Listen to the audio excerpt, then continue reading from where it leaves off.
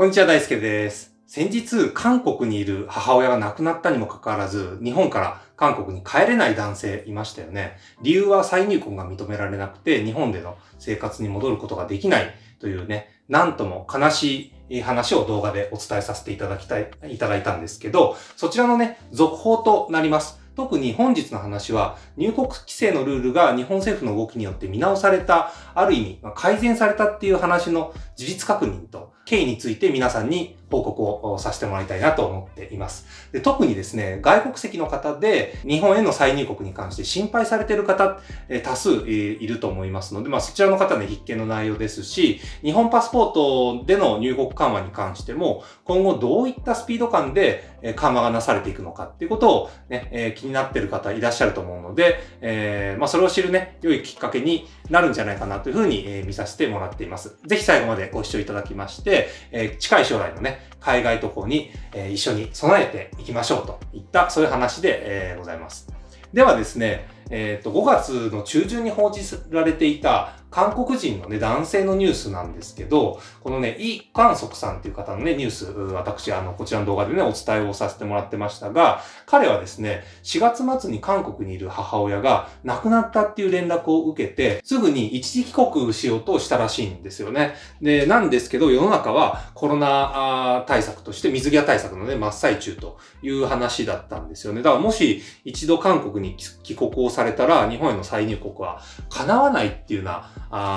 そういう状況だったんですよね。で、記事にはね、イさんが何をやってる方なのかの詳細書いてなかったんですが、彼はおそらく日本に仕事があって、もしかしたら家族もいらっしゃったのかもしれません。要するに片道チケットで出国するのは生活失いかねないという可能性があったわけなんですね。で、結局ですね、このイさんは本国で喪主を務めることができずに、四十九日の法要にはね、間に合うように過去に戻りたいという言葉を残してですね、この記事は終わってたということなんですけど、このいたたまれない話があったわけなんです。で、このニュースを受けまして、日本政府動きがありました。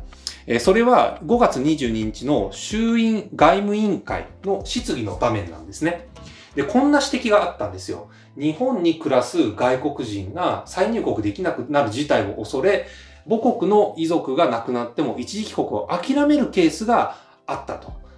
これはね、韓国の、イさんの話なんだと思います。で、こちらの発言を希望の党の井上和則氏が質問をされたということなんですね。で、それに対して答えたのがですね、法務政務官の宮崎正久氏が回答されてたんですが、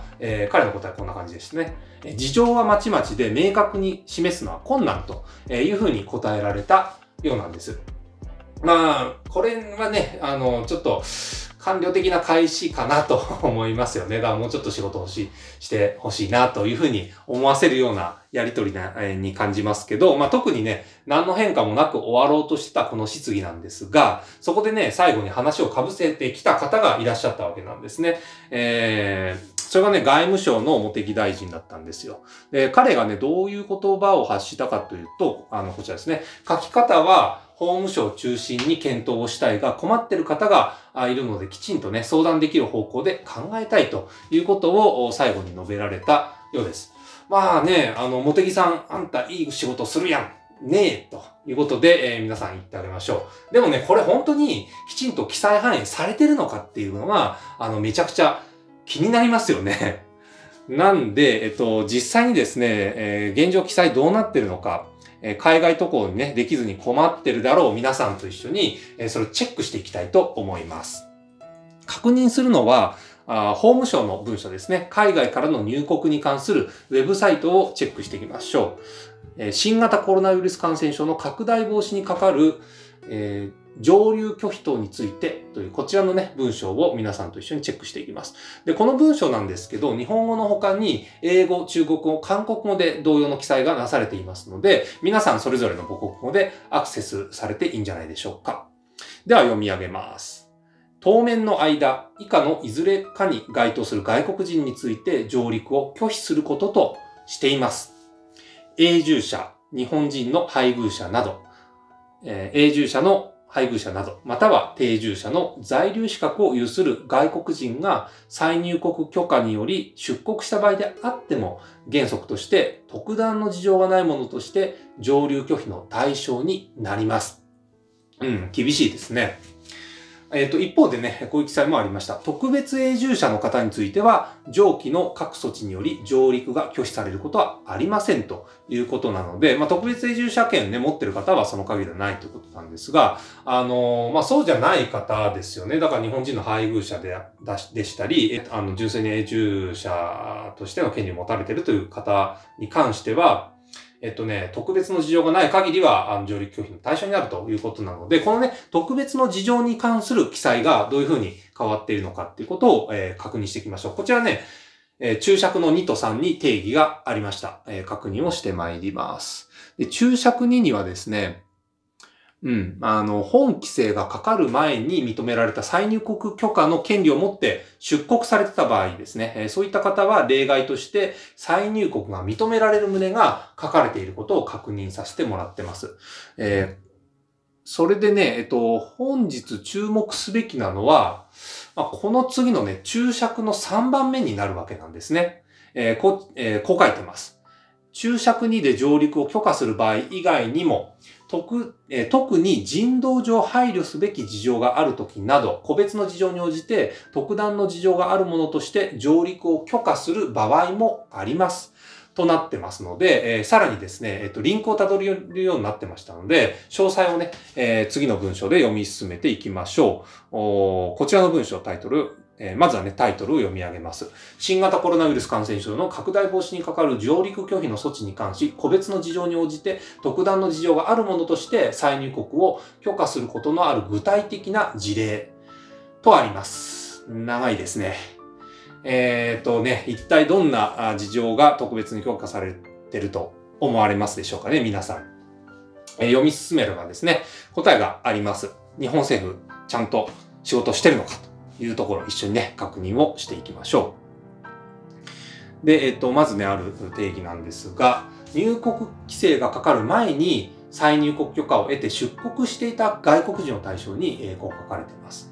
日本に家族が滞在しており、家族が分離された状態にある。日本の教育機関に在籍する子供を同伴して出国しており、当該の子供が通学できない状況にある。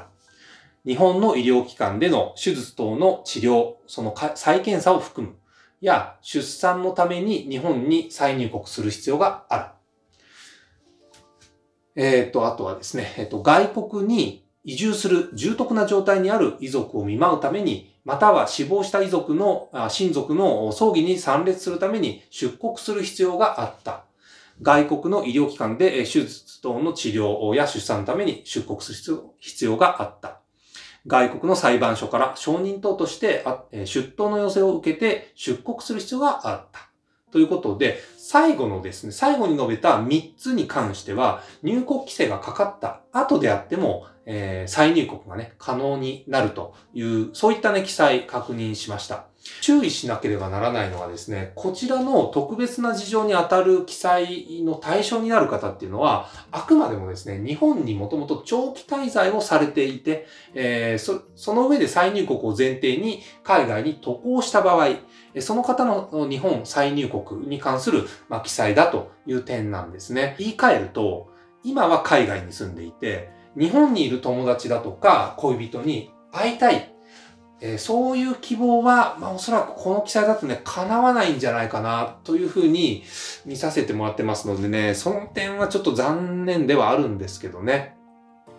それでも最低限の人道的配慮はなされる形に記載がしっかり変更されていると見ていいんじゃないでしょうか。日本政府もね、やるときはやりますよね。ということで、本日の動画は以上となるわけなんですが、本動画を撮るきっかけがですね、外国籍の方で日本への渡航がね、できないものかっていうコメントをいくつかいただいておりまして、同じようなね、悩みを持っている方、相当多いんだろうなと、感じたのが理由として挙げられます。この動画が少しでも皆さんのですね、そのような方々の悩みの手助けになりましたら嬉しいなと思っております。で、最後にこのチャンネルでは安全に海外に行けるのが一体いつになるんだということについて最新情報をお届けしてまいります。出張、留学ができなくなってしまった方、家族や友達、あと恋人にね、会えなくなってしまった方、何より海外の空気を楽しめなくて寂しい思いをされている方、とても多いんじゃないかと思っています。私もその一人なんですね。なので、コロナ明けの海外行き待ち望んでいる方というのは、チャンネル登録をお勧めさせていただきます。それでは、本日も最後までご視聴いただきまして、ありがとうございました。さよなら。